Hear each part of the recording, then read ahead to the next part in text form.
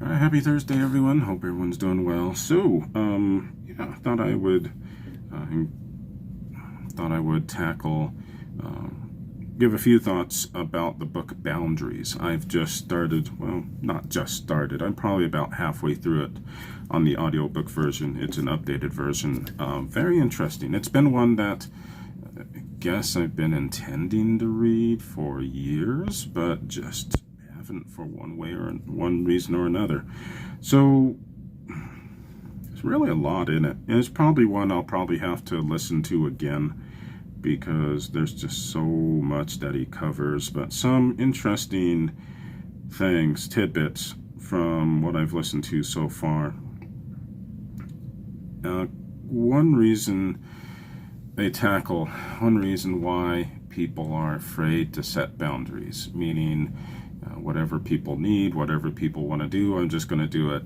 And part of it is often couched as you've just got to be a good person, and you have to help people out whenever they need it. And one of the reasons they tackled as to why people do not set boundaries is because people, like one person, he said, well, if I lay down this boundary, it's going to hurt the other person. They want something or need something for whatever the reason was, and if I say no, if I lay down a boundary, it might hurt them and such, and that's why I don't want to do this. And the question that they asked was, well, they brought in an illustration. So when you went to the dentist and the dentist gave you a root canal, did it hurt? Well, yeah, it hurt. Did it harm you? No, it was ultimately for my good. So the distinction that they drew over the course of the chapter is that just because you hurt someone doesn't mean you harm them. And they might be hurt. They may have their feelings hurt, or they may be mad at you or whatever, but are you harming them? Not necessarily. And in most cases, a lot of cases, no, they're just hurt. And they go on with life and they learn. The other thing that they went into is that there's a difference between being responsible to someone and being responsible for someone. Being responsible to means that you might help and support them, you might do things for them, help them out in situations, whatever. But being responsible for someone means that if something goes wrong, you bear the consequence. Like at work, for example, I am responsible for what happens with the data that goes back and forth. I'm responsible for my team. If something goes wrong or something blew up like last week, I was the one who had to deal with the consequences. Being responsible to someone means that you're just helping them out, you're being a good person, you're keeping lines of communication open, you're being a good family member, but they're the ones dealing with the consequences. The example I was thinking of earlier this morning is that if I'm responsible to Eliana when she gets older, means I might give her money for some bills, I might help her out with buying a home or doing whatever. But it's not the same thing. Like if I give Eliana money, I may be responsible to her or helping her out with some responsibility by giving her money.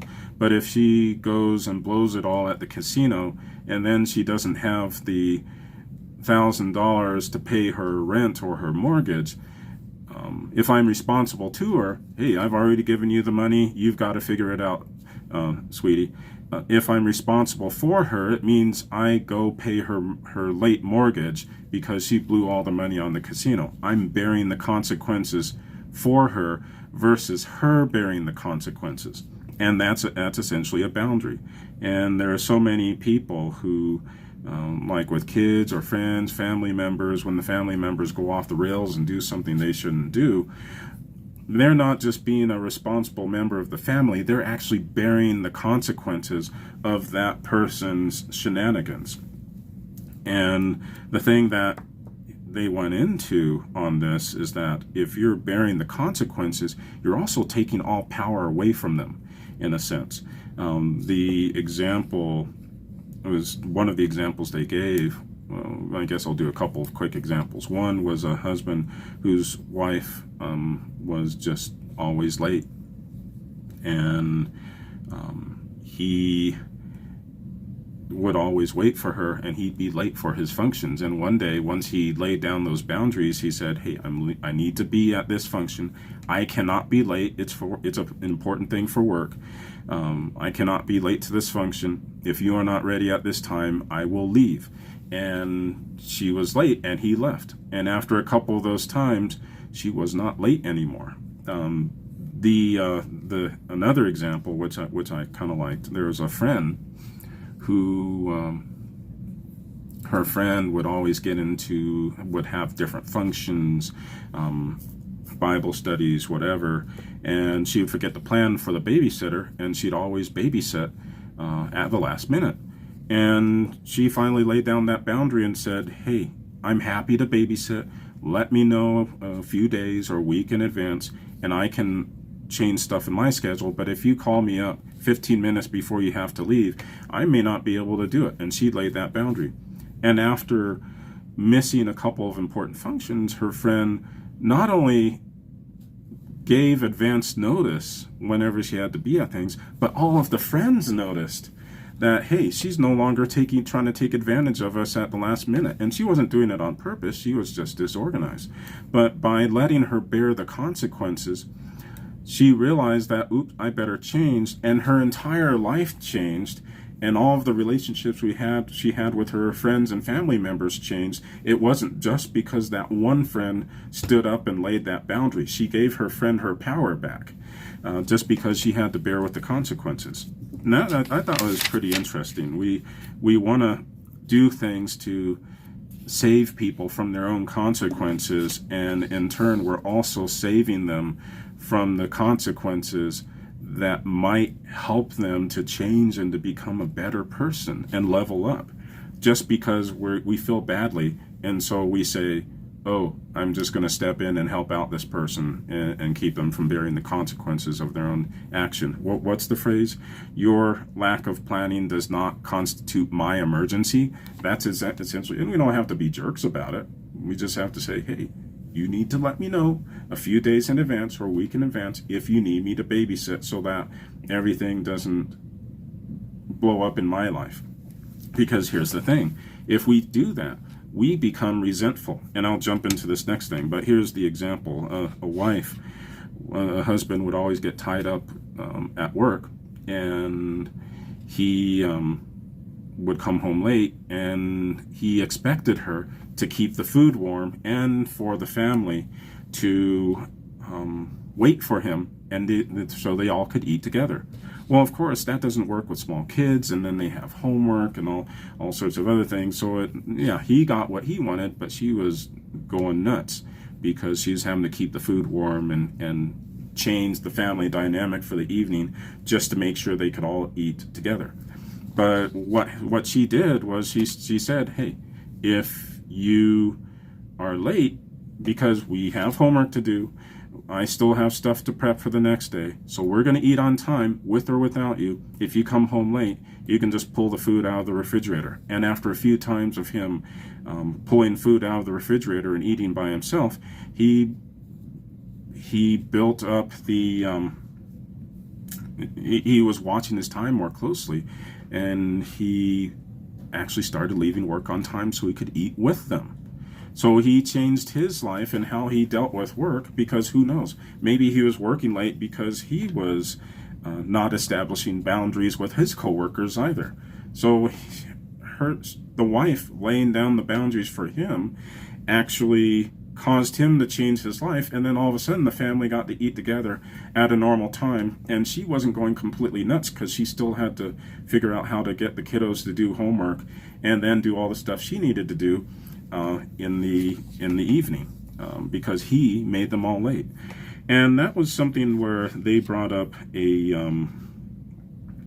Bible verse. There's a lot of scripture in it, not overbearing for those of you who aren't religious, but I think it was good. So this was one verse that they used quite a bit, was 2 Corinthians 9 verse 7.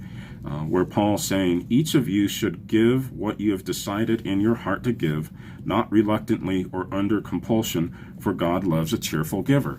Now, that verse, of course, is traditionally is focused on money. But what Cloud and Townsend approached it as is like, well, it's not just money, it's everything else. And that can actually help you establish a boundary. So, for example, that friend who was babysitting for her friend at the last minute, that was an example where she wasn't giving of her time cheerfully. She was it was either reluctant or under compulsion. She felt like she had to do it. She was not being a cheerful giver of her time. And I was thinking, a lot of verses, they're set up as between God and man, so to speak, but it's also an example of how we should treat each other. As an example, if God does not want me giving to the church reluctantly or under compulsion, and that's the standard, if I'm not supposed to give if God wants a cheerful giver in me, why would I give to someone else reluctantly or under compulsion? It doesn't make sense. If I'm not going to, if the Lord of the universe wants me to establish that boundary, he only wants me to give when I'm cheerful, why the heck would I kill myself or give reluctantly of my time, my energy, whatever, to someone else who isn't God? I mean, it doesn't make sense, does it? And that was one boundary, or one way to look at boundaries. If whatever you're doing for others, whether it's giving your time, giving money, giving your energy, I mean, we all know those people who are essentially the human equivalent of a black hole that just suck all of your energy out of you. We give in so many areas reluctantly, or we feel like we're under compulsion, like we're forced to, like, oh, I just have to do this, and we're not cheerful at all, and we grumble, and then we become resentful because we don't establish that boundary. I was like, wow, that was a new way to look at that verse. So that I thought that was pretty good. What else was there? So, and I posted a couple things about this, boundaries, where boundaries, of course, number one, they help you to control what you can control. Meaning, for example, the wife who she was going nuts trying to control her husband and trying to keep dinner on late or whatever. But she couldn't control what her husband did, so she just controlled what she could do. Well, I can still have dinner on time, which lets me do things in the evening, help the kids with their homework, and put everyone to bed on time. She controlled what she could control by establishing that boundary. Boundaries also keep us from dealing with situations where we don't have control over. Meaning, I can't control the fact that my friend is asking me to babysit at the last minute. I can't control the fact that I have this soul sucker who comes around and sucks out all my energy and then leaves. I can't control what she does, because in one case, this person was saying that, I've been giving this friend counsel and advice for the past 5 years, and we're still having the same emergencies. Obviously, what I'm doing is not helping. Therefore, maybe I should stop. Maybe I should just control what I can control, give her as much time, cheerfully give her or him as much time, because there are several different scenarios, give them as much time as I'm able to give, and that's all I'm going to do. I'm just going to control what I can control and lay down that boundary. And I thought that was really good as well. I mean, we have so much. That was the other thing I wanted to discuss. We have so much where it's all about. We get sucked into this because of our own toxic upbringing or toxic environment. Where, hold on, I better write this down before I forget. It was mission. Apologize for that. because we grow up like in a situation like here's another example, and I'll just play off of me. Growing up, my father was the narcissistic personality, and everything was always about him. In order to keep him happy and keep him keep the peace in the family, I and my mom as well, always, we always had to bend over backwards to make him happy, do what he wanted. I could go through a whole list of things as to what we had to do to keep him happy.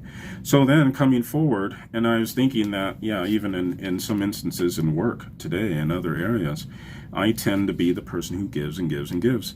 And I don't ask for anything back. I don't expect anything back. Why? Because that's how the dynamic was with my father when I was, young, into my teens and into my early 20s. And so that boundary, that healthy boundary was not established. Therefore, coming forward into adulthood, I let people walk all over me. I gave and gave and gave without expecting anything in return. I didn't expect relationships, a lot of relationships, to be reciprocal. Why? Because I was basing my template on how things went with my father, and for a long time, I didn't have that healthy boundary where, hey, it's okay to cut people off and go off on myself and relax or do whatever I want to do, because I need time for me. I need to make sure that I'm giving with a cheerful heart. I need to give my time and my energy with a cheerful heart, and not just give and give and give in order to keep people happy the way it was with my dad. And that was actually the other thing, and this is something where Townsend and Cloud said that especially Christians get into this quite a bit with, and especially if we grew up in toxic environments, because we conflate that whole, we've dealt with those narcissistic personalities, those blood-sucking black holes in our family and friends network who just pull everything out of us when we're young, and that's how we think things should be. And then when we move forward into the future, we tend to do way too much, maybe as far as, and this could be maybe Christians or maybe not Christians, but just non-Christians, anyone who we spend all our time doing missions, giving to soup kitchens, giving of our time to different missions, to different nonprofits. We just do all of this. And we don't realize that true friendships, true relationships should be reciprocal. Like some of what Cloud and Townsend went over is the fact that, if you have a friend and you're the only one who's reaching out and initiating things and they don't do the same, maybe it's not a friendship. Maybe it's just that one connection in there, either they're using you or they're too lazy to do anything in return. You need to make sure it's reciprocal. You're reciprocating. And in this one case, they were asking this poor lady, they asked her, they're going through, their counseling session, and the question was asked, well, how are your friendships? And she's like, well, it's very good. I spend I meet people at the Bible study. I have this mission that I do. I have that mission that I do. And the guy, after saying, whoa, you're making me tired just mentioning all this, but how are your friendships? Well, I help these people in counseling, I help these people at the mission. And he's like, no, you're mentioning mission work. Mission work is not the same thing as friendships. And they had to have that discussion with her, and she hadn't really thought about it. She's doing all this stuff because that's what it took to be a good Christian. And I'm not trying to make mission work and stuff like that sound bad. I'm just, as with everything, there has to be a balance. And she was, because of her negative and toxic past, she was equating her giving in the form of doing mission work, doing counseling, doing things for Bible study, giving out. She was equating that with an actual friendship. And they actually had to explain that an actual friendship is the one where that's the person who calls you up and says, hey, I notice you've had a bad day. let's go out for coffee and we can talk about it. Hey, we haven't seen each other in a while. Let's go to a movie and hang out and have dinner afterwards.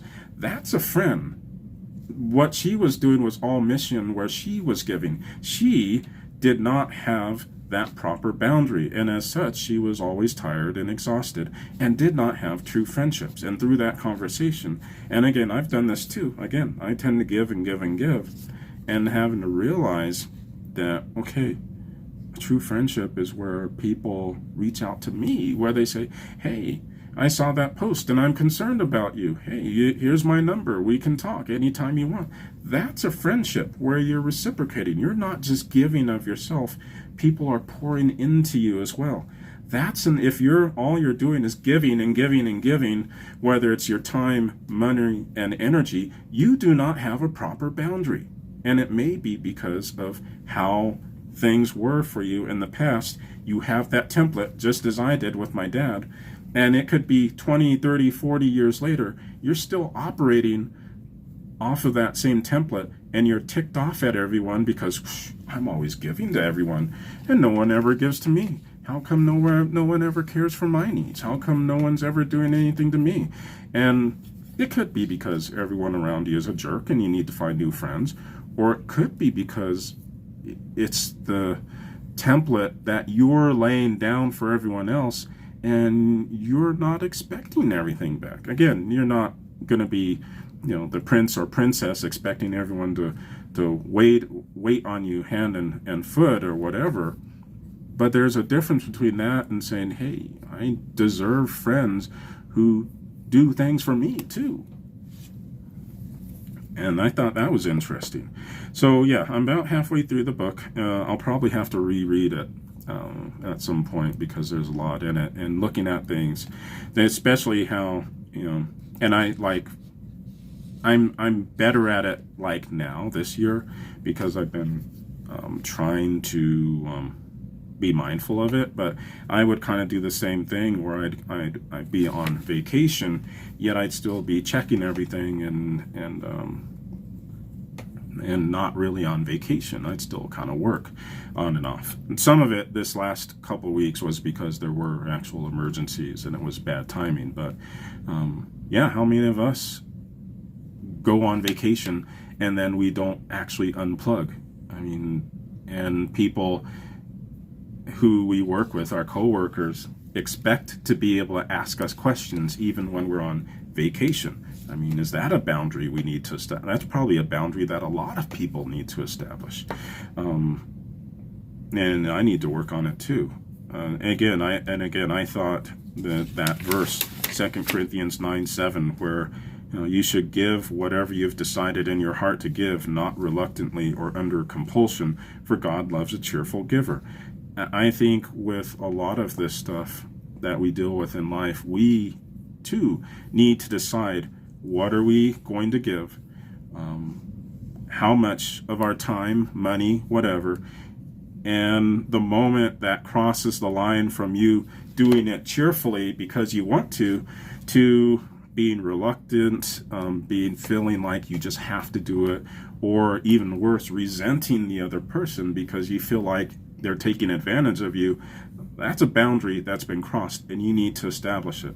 And then just realizing that just because you establish a boundary, yeah, it may temporarily hurt the other person's feelings, but it doesn't harm them. And in fact, in the cases where you take the responsibility away from them, where you bear the responsibility for their either mistakes or inaction or whatever, if you bear the responsibility, you also take away their power to change their life and to make themselves a better person. And it may be that they may not learn the lesson. You may say, hey, I can't babysit for you all the time. I can't give you money all the time. And if they still waste money and then they're in trouble because they just haven't been managing their life correctly, and maybe that happens 2, 3, 4 times and they're still in the same situation. Well, and if they're still coming to you, expecting you to rescue them, well, then you may not have a true friendship. That may be a person you may have to step away from. And even if you do want to be friends with them, and this was something else they brought up too, if you grew up in a situation where you had a toxic upbringing and you had people that just sucked the life out of you, you may want to maintain a friendship with someone who maybe is a disorganized person and just doesn't do all the right stuff. But it may take a season. It may take, a few weeks, months, or a year of you being around healthy people who will let you establish boundaries until you can deal with the person who doesn't like boundaries and not let them suck the life out of you again. So, it doesn't mean you have to cut them off. But it may take some time for you to establish the proper boundaries in order to stand up to them. And you may, and this was something else they mentioned, find healthy people, whether it's a support group, church, healthy people that you meet, and you can tell them to let you practice boundary making with them, if that helps. I mean, they can, maybe they'll purposely ask you something, and that'll be your opportunity to say, no, I don't want to, or, oh, well, we've gone to the hockey games 3 times already. How about we go see Hamlet instead? And that's your boundary, where you're not always doing what they want to do. You tell them what you want to do. Because the people who say, oh, well, I didn't realize we've always been going to see the hockey game. I didn't realize you like to see Hamlet. Yeah, let's go see Hamlet. That's fine. Maybe they don't love Hamlet, but they do it because they're your friend and they want to reciprocate. That's a healthy boundary. And that was the funny thing where you had, I'll end with this, where you have 2 people who are kind of like, I can't remember the term now, because it's Thursday, but it's the compliant people. A compliant person does what someone else wants to do, and usually you have a compliant person and a more driven person who likes to tell everyone else what to do. That's usually what you have happen. You have one person who's always compliant, the other person who's always driving and purposely or by accident taking advantage of everyone else and telling everyone what to do. But they said another bad situation is when you get 2 compliant people, because they just agree to things and they both think that the other person wants to do it when neither one wants to do it. And so that's a bad situation too. So you want to get with people who are willing to let you be more assertive, so that you can establish a true friendship and establish those boundaries. So I don't know, a lot of stuff in that book, again, is Boundaries by Henry Cloud, and I think it's Townsend and Cloud. There's an original version from a long time ago. I'm listening to a newer, updated version. Highly recommend it, especially if you come from a situation, background, or family where everyone tended to take advantage of each other, because odds are you're letting it happen in some way, shape, or form in your current life, even though it may be 5, 10, 20, or even 40 years later. So yeah, definitely recommend it.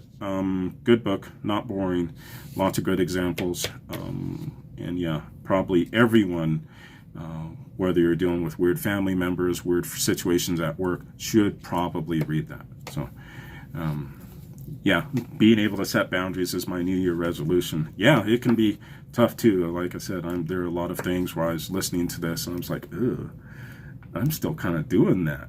It's been 20 years after the initial situation where I had to do it in order to live or survive. I still do this to myself, where I let other people do things to me. So yeah, definitely something I need to work on as well. Building, learning to set boundaries and sticking to them. And if people don't respect them, then that's a red flag. What was it? I think it was Dave Ramsey who said the people who are most upset about you having boundaries are the people who took the most advantage of you when you had none. Sometimes the person who's most upset over a boundary you set is the one who was taking advantage of you when you didn't have any. So I have to keep that in mind too. You may make some people upset, but you might actually be hurting them as much as they're hurting you by taking responsibility instead of them taking responsibility for whatever they have to deal with. So anyway, y'all have a good day. Happy Thursday, and I will see y'all later.